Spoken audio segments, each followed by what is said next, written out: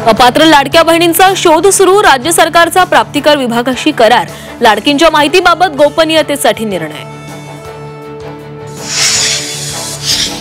केशव उपाध्याय यांचा ठाकरे आणि शरद पवारांवर हल्लाबोल, ठाकरेंचं मराठी प्रेम म्हणजे पुतळा मावशीचं प्रेम, हिंदी भाषा जोडो कार्यक्रम करणारे आता विरोध करतात, केशव उपाध्याय यांचा पवारांना टोला। आगामी मनपा निवडणुका, ठाकरे बंधू एकत्र लढण्याची शक्यता, मनपा निवडणुकांमध्ये मराठी शक्तींनी एकत्र लढावं, संजय राऊतांचे संकेत।